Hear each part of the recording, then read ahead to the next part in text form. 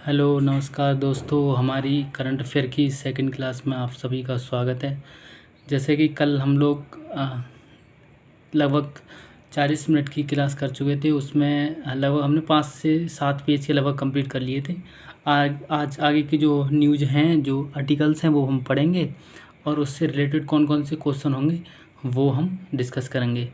इस क्लास का उद्देश्य मेरा बनाने का यही था कि हम लोग करंट जब पढ़ते हैं, करंट की बुक्स पढ़ते हैं या मैगज़ीन से पढ़ते हैं, तो उसमें ये लगता है क्या छोड़ दें और क्या पढ़ना है, कौन सी चीज़ एग्ज़ाम्स के लिए इम्पोर्टेंट है और कौन सी चीज़ एग्ज़ाम के लिए इम्पोर्टेंट नहीं है, और उसको इंटरेस्टिंग वे में कैसे पढ़ें। तो कुछ चीज़ें ऐड करनी है, कौन सी चीज़ें हटानी है, कौन सी चीज़ें नहीं पढ़नी है। तो मेरा ये उद्देश्य है कि उसको ही चीज़ों को मतलब जो ऐड करनी है वो यहाँ पे ऐड करूँगा, जो नहीं पढ़नी है, जो हमें नहीं पढ़नी चाहिए, जैसे पढ़नी तो है पर एग्ज़ाम के पॉइंट ऑफ व्यू से जो इम्पोर्टेंट चीज़ है उन पे मैं फ़ोकस करूँगा।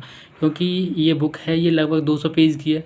मैं इसे 1 महीने पहले ले गया और मेरा भी खुद इसका पढ़ने को मन नहीं किया था। तो मैंने कई दोस्तों से बात करी, तो हम लोगों की ये करंट कैसे कंप्लीट करना है। तो फिर हमने सोचा कि इसको ऐसे तो इस तरीके से पढ़ना है। तो फिर मेरे को अच्छी लगी पढ़ने में, तो मैंने कहा चलो ये खबर फिर ये चीज़ आप सब लोगों तक मैं पहुँचाऊँ। और आई थिंक ये डिसीजन मेरा कैसा रहेगा ये आप सब लोगों का बताएंगे कि कैसे रहेगा। तो आज शुरू करते हैं आज की ये। और आपको कुछ नहीं करना है, मैं जो जो चीज़ें इंपॉर्टेंट बता रहा हूँ आप सिर्फ उनको ध्यान उन पे फोकस करना है। अगर आप कॉपी पेन लेकर बैठ सकते हो तो बहुत ही अच्छा रहेगा। जो जो चीज़ें मैं बताऊँगा आपको सिर्फ वही लिखनी है। तो ठीक है, शुरू करते हैं।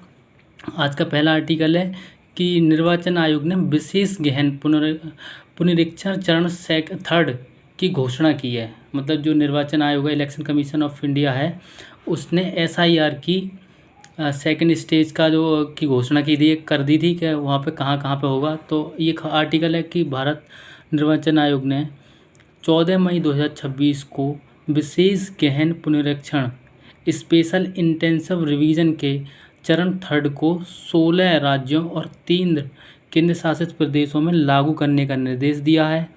पहला समूह मतलब फर्स्ट जो ग्रुप बनेगा उसमें उड़ीसा, मिजोरम, सिक्किम और मणिपुर में ये मतलब गणना होगी। और जिसकी अवधि दी थी उन्होंने वो 30 मई से और 28 जून तक की थी, जो टाइम पीरियड था। तो वो निकल चुका है और एसआईआर पूरे भारत में हुआ है। अभी लगभग पूरे भारत में कंप्लीट नहीं हो पाया है। जो क्या कहते हैं हिल्स एरिया है, पहाड़ी क्षेत्र हैं, अभी वहाँ पे ये एसआईआर रह गया। बाकी लगभग पूरे भारत में कंप्लीट हो चुका है। तो यहाँ से हमें क्या पढ़ना है, मैं वो चीज़ें हम लोग उन चीज़ों पे फोकस करेंगे। तो सबसे पहली चीज़ कि एसआईआर करा कौन रहा है, तो एसआईआर करा रहा है निर्वाचन आयोग, इलेक्शन कमीशन ऑफ इंडिया। तो हमें एसआईआर के बारे में तो जो कुछ खबर रखनी है सो रखनी है। उसके लिए कुछ मेरे को नहीं लगता कि वहाँ से कुछ पूछेगा इस टाइप का। ये पूछ सकता है कि एसआईआर कब शुरू हुआ था। तो एसआईआर 2025 में शुरू हुआ था, बिहार से शुरू हुआ है, इसके बारे में वो पूछ लेगा।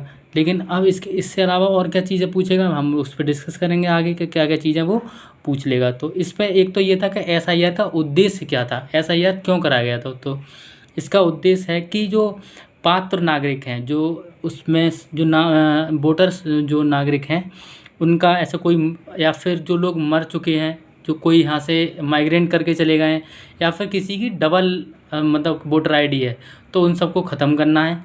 जो जहाँ मतलब ट्रांसफ़र हो गया या माइग्रेट करके कोई चला गया है तो उनके वहाँ पे वोट ऐड करने हैं। ये सारी चीज़ों का उद्देश्य था। कितने लोग वोटर हैं, कितने नहीं है, पता चलता है कि कभी कभी इलेक्शन जब होते हैं तो पता चलता है 70% ही इलेक्शन हुआ है, मतलब पोलिंग हुआ है, या लोगों ने जो वोट दिया है, वोट कास्टिंग हुई है, वो 70%, 50%, 38% तक। कई विधानसभाओं में देखा है कि 38% तक, कोई विधानसभा क्षेत्र वहाँ पे 38% तक हो रहा है। फिर पता चला कि वहाँ पे क्यों कम हो रहा है इतना, तो पता चली कि वहाँ पे जो वोटर लिस्ट है और जो वोटर हैं वो मैच ही नहीं कर रहे हैं। उसमें बहुत सारे लोग ऐसे हैं जिनके डबल डबल वोटर हैं, तो वो कहीं दूसरी जगह वोट डाल चुके हैं। कोई लोग यहाँ से माइग्रेट करके चले गए हैं, कुछ लोगों की डेथ हो गई है। तो इन सब के उद्देश्य से ये एसआईआर कराया जाता है। फिर इसके बाद आता है कि ये कौन कराता है, तो ये आपको पता ही है कि निर्वाचन आयोग कराता है। तो यहाँ पे हम अब निर्वाचन आयोग पे ज़्यादा फोकस करेंगे, क्योंकि इसको लेकर ऐसे एसआईआर को लेकर सबसे ज़्यादा कटघरे में कौन खड़ा गया था, निर्वाचन आयोग को कटघरे में खड़ा किया गया था। निर्वाचन आयोग को ही लेकर के बहुत सारी चीज़ें चली थी, डिबेट्स भी बहुत सारे हुए थे। तो हमारा इंपॉर्टेंट टॉपिक क्या नाम, इलेक्शन कमीशन ऑफ इंडिया है। तो हम इसके बारे में बात करेंगे। तो सबसे पहले तो इलेक्शन कमीशन ऑफ इंडिया एक संवैधानिक निकाय है, संवैधानिक बॉडी है। दूसरी इसकी स्थापना हुई थी वो 25 जनवरी 1950 को हुई थी। इसके अलावा 25 जनवरी 1950 को इसकी स्थापना हुई थी, इसीलिए हम लोग 25 जनवरी को मतदाता दिवस के रूप में मनाते हैं, राष्ट्रीय मतदाता दिवस मनाते हैं हम 25 जनवरी को। तो हमें ये चीज़ भी याद रखनी है। दूसरी चीज़ ये रखनी है याद कि इसका जो उल्लेख है संविधान में, जो इसका उल्लेख है वो भाग 15 आर्टिकल 324 से लेके 329 तक है। इसका जो जिक्र है वो भाग 15 में आर्टिकल 324 से 329 तक का है। इसके अलावा आपको याद रखनी है कि इसकी संरचना, इसमें कितने लोग होते हैं, तो इसमें 3 लोग होते हैं। इसमें एक इसका जो होता है वो मुख्य निर्वाचन आयुक्त होता है और 2 निर्वाचन आयुक्त होते हैं। मतलब एक जो होता है वो chief election commission of India होता है और एक होता है आपका क्या कहते हैं, 2 होते हैं निर्वाचन आयुक्त होते हैं। तो जो अभी हमारे वर्तमान में जो मुख्य निर्वाचन आयुक्त हैं वो ज्ञानेश कुमार जी हैं। इससे क्वेश्चन आएगा और ये क्वेश्चन पूछा गया था बिहार में अभी। इसके अलावा 2 हमारे निर्वाचन आयुक्त हैं, उनमें हैं सुखबीर सिंह संधू जी हैं और दूसरे हैं विवेक जोशी जी। 2 ये निर्वाचन आयुक्त हैं। इसके अलावा अगर और थोड़ा डेप्थ में जाएगा एग्जामिनर तो वो पूछ लेगा कि पहले निर्वाचन आयुक्त कौन थे, भारत के पहले निर्वाचन आयुक्त कौन थे, तो वो थे सुकुमार सेन। वो कौन थे, सुकुमार सेन। तो आप इन चीज़ों को लिख लेंगे। इसके अलावा इसकी जो मुख्य निर्वाचन आयुक्त और जो 2 निर्वाचन आयुक्त होते हैं हमारे, इनकी नियुक्ति कौन करता है, तो इनकी नियुक्ति राष्ट्रपति द्वारा की जाती है। इन तीनों की नियुक्ति राष्ट्रपति द्वारा की जाती है। इनका कार्यकाल पे बात करेंगे, जब नियुक्ति हो जाएगी तो इनका कार्यकाल पे बात करेंगे। तो इनका कार्यकाल 6 वर्ष या 65 वर्ष की आयु, इनका कार्यकाल 6 वर्ष का रहेगा या 65 वर्ष की आयु, जो भी पहले हो जाएगी वो यहाँ पे माना जाएगा। तो अगली बात ये रहेगी कि ये इनको हटाने की प्रक्रिया क्या रहेगी, तो इनकी हटाने की प्रक्रिया जो है वो सर्वोच्च न्यायालय, ऐसे संविधान में ये चीज़ हमारे आर्टिकल मतलब हमारे संविधान में ये चीज़ दे रखी है कि इनकी जो हटाने की प्रक्रिया होगी वो सर्वोच्च न्यायालय के न्यायाधीश के समान ही होती है। जिस हिसाब से हम सर्वोच्च न्यायालय के न्यायाधीश को हटाते हैं वही प्रक्रिया इनके क्या कहते हैं इनको हटाने की रहेगी। और अगली बात ये हो सकती है कि इसका हेडक्वार्टर पूछ सकता है, तो इसका हेडक्वार्टर तो न्यू दिल्ली में है, जो आप सब लोगों को याद रहेगा। तो आपको मुख्य चुनाव आयुक्त के बारे में याद रखना है, भारत के निर्वाचन आयोग के बारे में रखना है। इसके बारे में मैं फिर से दोबारा से रिपीट कर रहा हूँ, ये एक संवैधानिक बॉडी है। आप नोट कर सकते हैं, अगर आपके पास कॉपी पेन लेकर बैठते हो तो वेल एंड गुड है, नहीं तो आप इसको सुनना बार बार। ये चीज़ें कभी कभी जो भी न्यूज़ में आएंगी मैं बार बार रिपीट करूँगा, तो आप 1 बार 2 बार सुनेंगे तो आपको याद हो जाएगा। लेकिन मेरा ये मानना है कि अगर आप कॉपी पेन लेकर बैठोगे और एक बार उसको लिख लोगे then it will be good for you. तो ये फिर से शुरू करता हूँ, ये एक कॉन्स्टिट्यूशनल बॉडी है, संवैधानिक निकाय है। दूसरा ये है, इसकी स्थापना जो हुई थी वो 25 जनवरी 1950 को हुई थी और 25 जनवरी को इसीलिए हम लोग राष्ट्रीय मतदाता दिवस के रूप में मनाते हैं। अगली बात है कि इसका उल्लेख जो है वो संविधान के भाग 15 आर्टिकल 324 से लेके 329 तक है। इसकी संरचना की बात करेंगे तो इसकी संरचना में 3 लोग होते हैं, 1+2 के रूप में भी लिखा जाता है। पहले जो एक होता है वो मुख्य निर्वाचन आयुक्त होता है और 2 होते हैं निर्वाचन आयुक्त। जो मुख्य निर्वाचन आयुक्त अभी जो वर्तमान में है वो ज्ञानेश कुमार जी हैं और 2 निर्वाचन आयुक्त हैं उनमें सुखबीर सिंह संधू जी और एक विवेक जोशी जी। और इसके बारे में एक थोड़ी सी याद रखनी है कि जो पहले निर्वाचन आयुक्त थे वो सुकुमार सेन जी थे, मुख्य निर्वाचन आयुक्त थे वो सुकुमार सेन जी थे। इन लोगों की नियुक्ति की बात करें तो इनकी नियुक्ति राष्ट्रपति द्वारा की जाती है। इनका कार्यकाल की बात करें तो इनका कार्यकाल या तो 6 वर्ष का रहेगा या फिर 65 वर्ष, जो भी पहले हो जाए वो होगा। और इनके हटाने की जो प्रक्रिया है वो सेम एज प्रक्रिया है जो सर्वोच्च न्यायालय के न्यायाधीश को हटाते हैं। सर्वोच्च न्यायालय के न्यायाधीश को हटाने की जो प्रक्रिया है वही इनके निर्वाचन की इन लोगों को मतलब इनके पद से हटाने की प्रक्रिया है। अब अच्छा, ये हम सब लोगों ने पढ़ लिया कि ये क्या क्या काम करवाता है और क्या काम ये नहीं करवाता है। कभी कभी हम लोग कन्फ्यूज हो जाते हैं, तो इसके कार्य के बारे में हम पढ़ते हैं। तो इसके कार्य में आप नोट कर सकते हो कि ये लोकसभा के चुनाव करवाता है, ये विधानसभा के चुनाव कराता है, ये राष्ट्रपति और उपराष्ट्रपति के चुनाव कराता है, ये मतदाता सूची तैयार कराता है। देखो, ये मतदाता सूची तैयार कराता है, इसी के बेस पे SIR ये करा रहा है। इसके बाद ये राजनीतिक जो दल होते हैं, जो पॉलिटिकल पार्टीज होती हैं, उनको मान्यता देता है, उनको चुनाव चिन्ह देता है पॉलिटिकल पार्टीज को, और ये आदर्श आचार संहिता लागू करता है।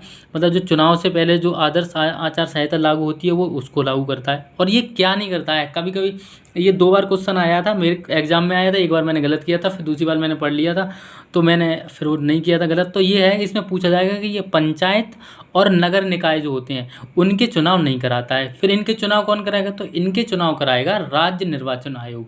जो हमारा राज्य निर्वाचन आयोग होता है वो पंचायत और नगर निकायों के चुनाव कराता है। तो ये ध्यान रखना, ये हमेशा ये फंसाएगा, ये कराता है, ये 10 काम कराता है, ये तो आपको याद रखने हैं, लेकिन आपको ये भी याद रखना है कि ये क्या नहीं कराता है, तो ये पंचायत और नगर निकायों का चुनाव नहीं कराता है। तो इसमें ये याद रखनी है। दूसरी बात ये रखना है कि निर्वाचन आयोग के बारे में हमने सारी चीज़ें कर ली। ये एक जनप्रतिनिधित्व अधिनियम है, वो 1950 है, उसकी धारा 21 में इसके SIR के बारे में बात करी गई थी। और एक हमें थोड़ी सी चीज़ और याद रखनी पड़ेगी, वो है आर्टिकल 326। इसके अनुसार कहा गया है कि जो 18 वर्ष या उससे अधिक आयु का भारतीय नागरिक है, यदि विधि द्वारा योग्य नहीं है तो वह मतदान के रूप में पंजीकरण का अधिकारी है। अगर वो यदि विधि द्वारा अयोग्य नहीं है, समझ में आ गई ना, ये चीज़ उन्होंने कहा है। तो निर्वाचन, ये हमारी SIR से यही खबर है, क्योंकि SIR बहुत चर्चा में रहा, तो ये क्वेश्चन आने की प्रबल संभावना है, इसीलिए मैं इस चीज़ को लेकर आया हूँ। अगली हमारी खबर है कि BCCI RTI अधिनियम के अंतर्गत लोक प्राधिकरण नहीं है, मतलब पब्लिक अथॉरिटी नहीं है। ये कह रहा है, ये खबर कब की थी, जो 18 मई 2026 को केंद्रीय सूचना आयोग सेंट्रल इंफॉर्मेशन कमीशन ने गीता रानी बनाम कार्यक्रम और खेल मंत्रालय मामले में कहा है कि जो BCCI है वो सूचना का अधिकार अधिनियम 2005 के अंतर्गत लोक प्राधिकरण नहीं है। इसीलिए नागरिक सीधे RTI के माध्यम से सूचना मांगने के अधिकारी नहीं है। क्योंकि BCCI को लेकर भी बहुत सारी खबरें रही हैं कि ये कराता है, वो कराता है, यहाँ पे फंडिंग आती है, ऐसा होता है, वैसा होता है।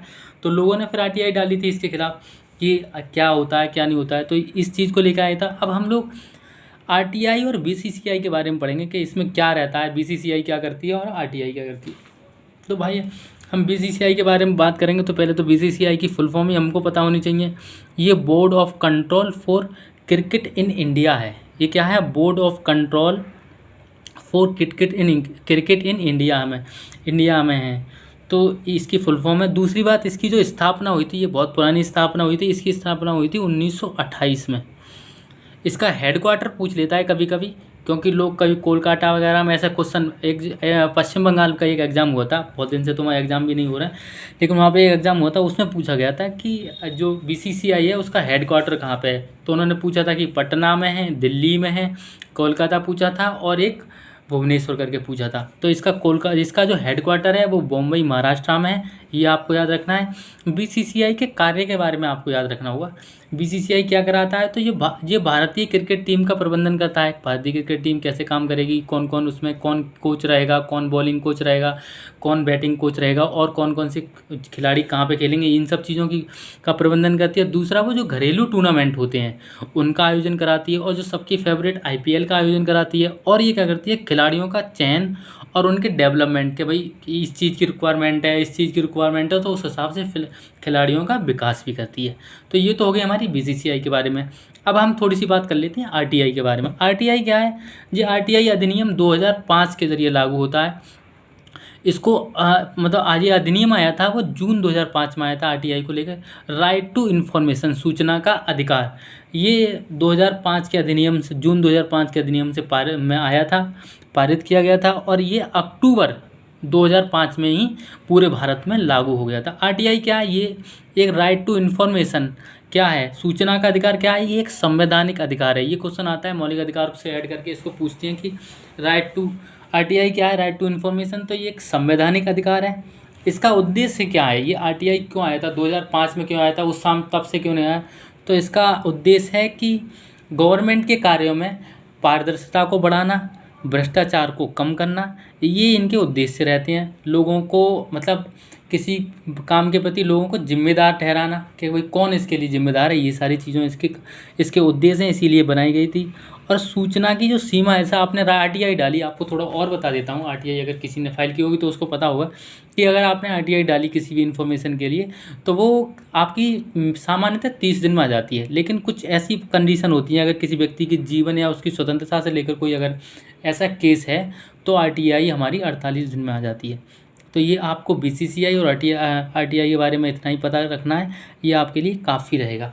इतना ही यहाँ से एग्ज़ाम में आ सकता है, क्योंकि बीसीसीआई को लेके ना आरटीआई थोड़ी सी, आरटीआई को लेके बीसीसीआई इन्फॉर्मेशन में, तो आप बीसीसीआई को थोड़ा सा पढ़ लेना और आप आरटीआई के बारे में ये दोनों चीज़ें याद कर लेना। अब हम बात करते हैं, कपास उत्पादकता मिशन शुरू हुआ है।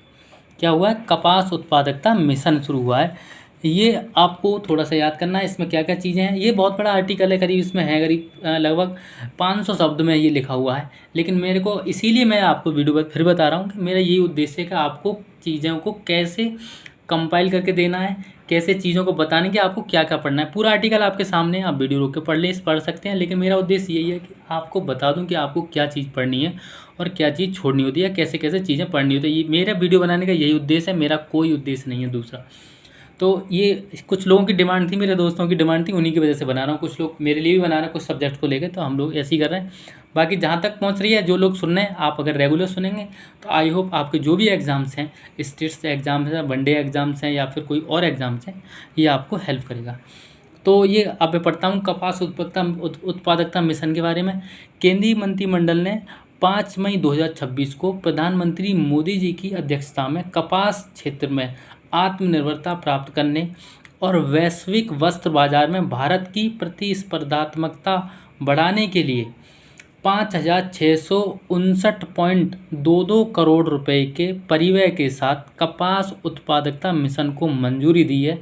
ये मिशन वर्ष 2026-27 से वित्तीय वर्ष 2030-31 तक लागू रहेगा। ये 5 साल के लिए एक मिशन उन्होंने क्या किया है, कपास उत्पादकता मिशन इन्होंने शुरू किया है। तो अब इसमें हम बहुत सारी चीज़ें हैं, ये आर्टिकल पूरा यहाँ से यहाँ तक दे रखा है। फिर इसके बाद में इन लोगों ने आधे पेज पे लगभग ये भी यहाँ पे दे रखा है। तो इतने में हमें क्या क्या चीज़ याद रखनी है, मैं वो चीज़ें आपको शेयर करूँगा कि क्या क्या रखना है। अगर आप चाहो तो मैं इसका कवर पेज दिखा दूँगा, आप ये बुक खरीद सकते हो और फिर जो जो चीज़ आपको मैं जो बता रहा हूँ वो उससे हाईलाइट कर लेना। या फिर आप अगर लिखना चाहोगे तो लिख लोगे, लगभग 1 से 1.5 पेज में ये आपका आ जाएगा। ये मेरी कोशिश रहेगी, मैं वही चीज़ें बताऊँगा जो इंपॉर्टेंट है एग्जाम्स के पॉइंट ऑफ व्यू से। तो आपको ये याद रखना है कि कपास उत्पादकता मिशन जो शुरू हुआ है 2026-27 में, और ये कब तक रहेगा, 2030-31 तक, यानी 5 वर्ष के लिए कपास उत्पादकता मिशन। तो आपको ये याद रखना है कि कपास उत्पादकता मिशन क्या मतलब क्या है और कब से कब तक शुरू है, कितनी लागत रही है। आई होप ये नहीं पूछेगा, कभी किसी एग्जाम में नहीं पूछा जाता है।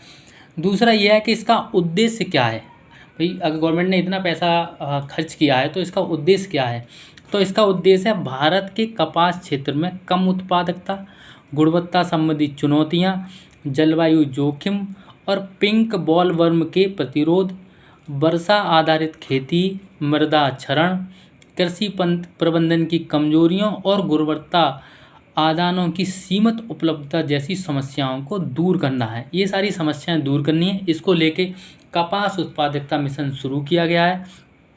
दूसरा, ये मिशन किस पे काम करेगा, सरकार ने कहा है कि ये 5 पर काम करेगा, मतलब 5F पर काम करेगा। तो 5F कौन कौन से हैं ये पूछ सकता है। तो एक है, पहला है फार्म टू फाइबर, फिर fibre to factory, factory to fashion और फैशन टू फॉरेन। तो ये हमारे 5F पर काम करेगा, या फिर इसको बोलते हैं 5F विज़न या 5F मॉडल कह सकते हैं। ठीक है, तो इनका यही रहेगा। इसका मुख्य लक्ष्य है या उद्देश्य है वो 2031 का वित्तीय वर्ष है, ये इसका रखना है। अब आप इसके बारे में और बहुत थोड़ी सी चीज़ और बता दूँ। इसका जो ये मिशन शुरू किया है, इसका क्रियान्वयन जो करेगा वो कृषि एवं किसान कल्याण मंत्रालय, उसके साथ में वस्त्र मंत्रालय भी, इसको दोनों मिलकर इसको क्रियान्वयन कर रहे हैं। इसका जो क्रियान्वयन करेंगे, मतलब इसको एग्जीक्यूट करेंगे, इस पर वो एग्जीक्यूट कर रहे हैं, वो दोनों मंत्रालय करेंगे। इसको आप लिख सकते हैं, इस मिशन का क्रियान्वयन कृषि एवं किसान कल्याण मंत्रालय और वस्त्र मंत्रालय मिलकर इसका क्रियान्वयन कर रहे हैं। तो आपको ये 2 चीज़ें याद रखनी है। अब थोड़ी चीज़ हम एक्स्ट्रा बताएंगे इसके बारे में। तो आप कपास की बात हुई है तो आप ये ध्यान रखना है कि राष्ट्रीय कपास अनुसंधान केंद्र कहाँ पर है। ये ये पैट 2025 में एक शिफ्ट में ये क्वेश्चन पूछा गया था, मुझे याद है। ये राष्ट्रीय कपास अनुसंधान केंद्र का जो केंद्र है वो कहाँ पर है, तो ये नागपुर महाराष्ट्र में है। कपास अनुसंधान केंद्र जो है वो है हमारा नागपुर महाराष्ट्र में। अब इसके रीजनल सेंटर हैं, एक सिरसा हरियाणा है और एक कोयम्बटूर तमिलनाडु में। तो यहाँ पे हमको कंफ्यूज करेगा ये 3 चीज़ें याद रखना है इसको मैंने थोड़ा लिख दिया है, मैं आपको थोड़ा दिखा दूँ। लो, इसका इसका हेडक्वार्टर है, इसका कपास अनुसंधान केंद्र है, सॉरी हेडक्वार्टर नहीं, कपास अनुसंधान केंद्र है वो नागपुर महाराष्ट्र में है। और इसका जो रीजनल केंद्र है, जो रीजनल सेंटर्स हैं वो एक सिरसा हरियाणा में और एक कोयम्बटूर में। इसके अलावा और क्या याद रखना है, इसके अलावा हमें याद रखना है कि कपास की खेती जो होती है, आप सुनना पूरा, कपास की खेती को कॉटन कल्टीवेशन कहा जाता है। कपास की खेती को कॉटन कल्टीवेशन कहा जाता है। और रेशम उत्पादन को, क्योंकि रेशम ऑब्वियसली इससे मतलब कपास जो होता है वो रेशम से संबंधित होता है, तो रेशम उत्पादन को सेरीकल्चर कहा जाता है। तो आपको ये 3 चीज़ें याद रखनी है। इसका अनुसंधान केंद्र कहाँ पर है, नागपुर महाराष्ट्र में। कपास की जो खेती होती है उसको कॉटन कल्टीवेशन कहते हैं। और रेशम उत्पादन या रेशम की खेती कह सकते हैं, कभी कभी ये भी पूछ सकता है कि रेशम उत्पादन को क्या कहा जाता है, तो वो सेरीकल्चर कहा जाएगा। तो आपको यही चीज़ें याद रखनी है।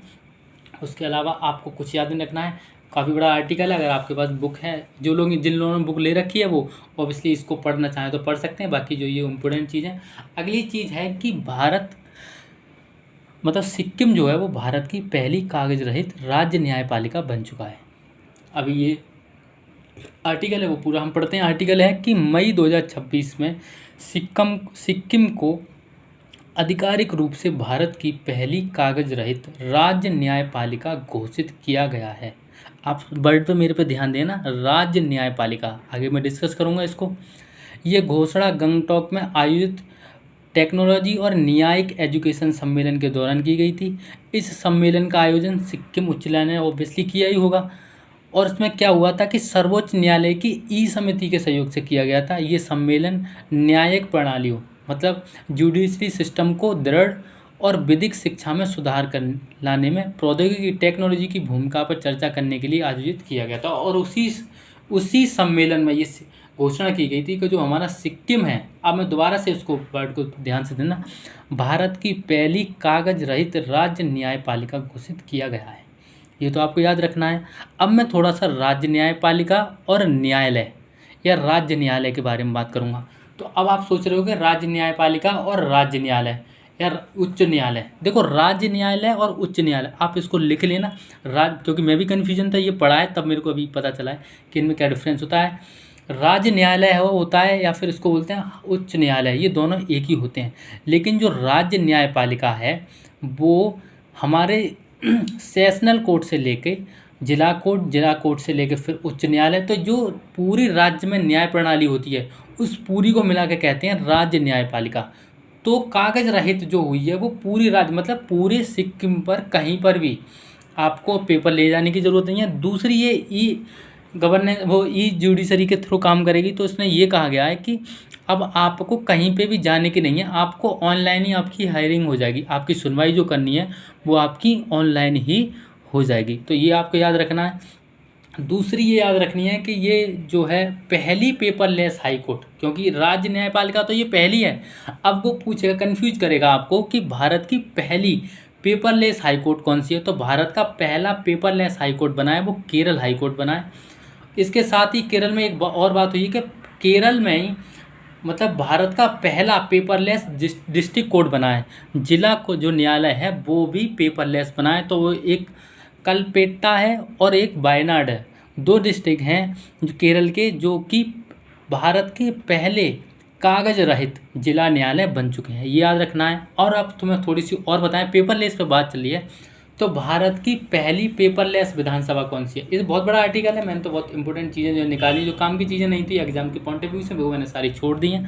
तो भारत की पहली पेपरलेस विधानसभा कौन सी है, तो भारत की पहली पेपरलेस विधानसभा नागालैंड बनी है।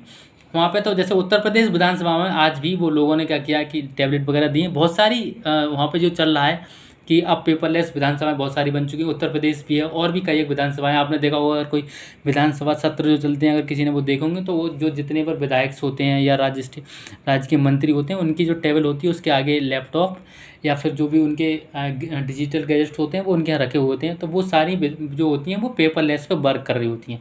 लेकिन जो पहली पेपरलेस विधानसभा थी वो नागालैंड थी। तो आपको क्या चीज़ याद रखनी है, इसमें पेपरलेस के ऊपर बात आई इसलिए बता रहा हूँ। इस 3 चीज़ें याद रखनी है। पहली तो है कि कागज रहित राज्य न्यायपालिका, तो वो सिक्किम हुआ है पूरा राज्य में, मतलब पेपरलेस हो गया। हाई कोर्ट से लेकर जितने नीचे तक सेक्शनल कोर्ट्स होते हैं वहाँ तक पहुँच गया। दूसरा, हमारी पेपरलेस हाई कोर्ट कौन सी है, तो वो केरल की है।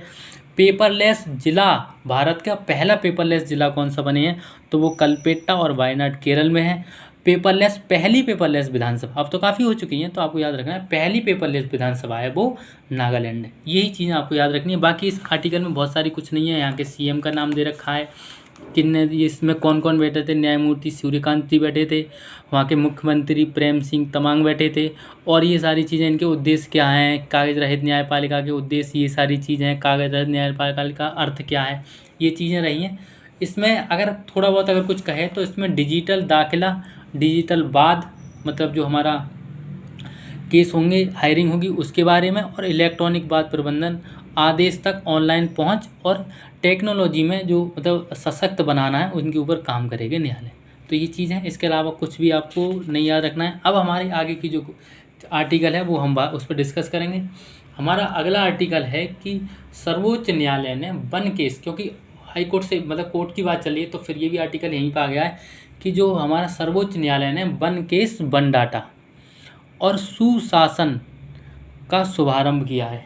2 चीज़ों की बात हुई है। तो ये खबर में रहा था कि वन केस वन डाटा और सुसहायक का शुभारंभ किया है। सुसहायक है, सुशासन नहीं है, क्योंकि मैं अभी बिहार के बारे में कुछ चीज़ें पढ़ रहा था तो उससे रिलेटेड मुझे सुशासन याद आ गया, क्योंकि बिहार में कुछ आर्टिकल्स लिखे गए हैं तो उस पर मैं काम कर रहा था तो मेरे को याद आ गई, उस पर आ गया। तो सुशासन नहीं है, सुसहायक, वन केस वन डाटा और सुसहायक का शुभारंभ किया है। ये कब किया है, मैं पूरा आर्टिकल पढ़ के आपको सुनाता हूँ। भारत के सर्वोच्च न्यायालय ने 11 मई 2026 को 2 महत्वपूर्ण डिजिटल पहलों का शुभारंभ किया है। ये पहलें वन केस वन डाटा और सुसहायक हैं। इनकी घोषणा भारत के मुख्य न्यायमूर्ति सूर्यकांत जी ने की है।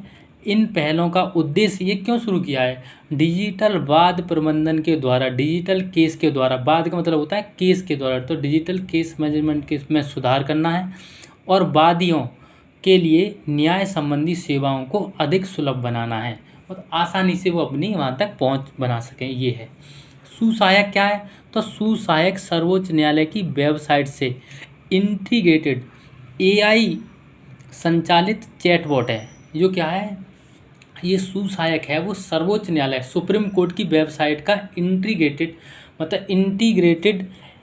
आर्टिफिशियल इंटेलिजेंस के द्वारा जो चलता है वो एक चैटबॉट है। तो आपको ये याद रखना है कि सुसहायक क्या है, वो एक चैटबॉट है। किसके द्वारा चल रहा है, वो AI के द्वारा चल रहा है। तो आपको ये चीज़ याद रखनी है कि ये चैटबॉट है। आपको ये नहीं कर पाऊँगा क्योंकि कैमरा हिलने लगता है। ये क्या है, एक चैटबॉट है। और ये जो है आपका मतलब जो हमारा वन केस वन डाटा है वो इसलिए बनाया गया है कि मतलब आपको ये ना डिजिटली करे जाएंगे दोनों चीज़ें। इनका है, इसका वन केस वन डाटा का उद्देश्य क्या है, तो ये है कि न्यायपालिका के विभिन्न स्तरों पर जो केस मैनेजमेंट को सुव्यवस्थित करने का एक डिजिटल पहल है। इसका उद्देश्य है तालुका न्यायालय से लेकर सर्वोच्च न्यायालय तक न्यायिक प्रशासन को एकीकृत डिजिटल प्रणाली में समाहित करना है। वन केस वन डाटा का उद्देश्य जो न्यायालयीय वादों के लिए इंटीग्रेटेड डिजिटल डेटाबेस तैयार करना है। इसमें उच्च न्यायालय, जिला न्यायालय और तालुका न्यायालय जो तहसील लेवल पर होते हैं वे बहुस्तरीय सूचनाएं शामिल उनसे इन सारे न्यायालयों से बहुस्तरीय सूचनाएं शामिल की जाएंगी। तो इसके बारे में इतना ही था, क्योंकि ये आर्टिकल्स और सारी चीज़ें दे रखी हैं। ई-कोर्ट्स परियोजना ये बार बार अब इसका तीसरी बार ये शुरू किया गया है, तो ये चीज़ें यहाँ पे चालू हो चुकी हैं। इतना ही है आज के लिए, हम इतना ही बात करेंगे। आप बताना, क्योंकि पिछली वीडियो थोड़ी लंबी हो गई थी तो किसी ने कहा था कि थोड़ी वीडियो छोटी करें, तो आई होप कि आपको ये चीज़ें अच्छी लगेंगी। जो चीज़ें मैंने इंपॉर्टेंट बताई हैं आप केवल उनको पढ़ लेना, बाकी ये बहुत सारी इन्फॉर्मेशन है। आई थिंक ये पूरा यहाँ से, ये आर्टिकल है यहाँ से यहाँ तक आ जाएगा। अब ये कोर्ट के ऊपर 2 आ गया, एक यहाँ से शुरू किया उन्होंने, तो लगभग ये 2 पेज का है, लेकिन मैंने वो चीज़ें देखी, जो मैंने एग्ज़ाम्स दिए हैं, वो मेरे अनुभव बता रहे हैं कि ये चीज़ें जो इम्पोर्टेंट एग्ज़ाम के पॉइंट ऑफ व्यू से है वही रखना है। तो ये मैंने चीज़ें आपके सामने रखी हैं। अगर कुछ इसमें सुधार करना हो, कुछ गलतियाँ हो, तो आप मेरे को सजेशन देना। पिछली वीडियो जो मैंने डाली थी उसमें पता नहीं क्या हुआ था कि वो जो उसका कमेंट बॉक्स था वो बंद हो गया था, कमेंट नहीं हुए हैं। तो मुझे लोगों ने मेरे व्हाट्सअप से, मेल से, जो भी वे ऑफ कम्युनिकेशन था उससे उन्होंने मुझे फ़ीडबैक दिया। तो आई होप कि आप सब भी मुझे फ़ीडबैक देंगे। ठीक है, इसके लिए थैंक यू, धन्यवाद। ठीक है, फिर मिलते हैं नेक्स्ट वीडियो में।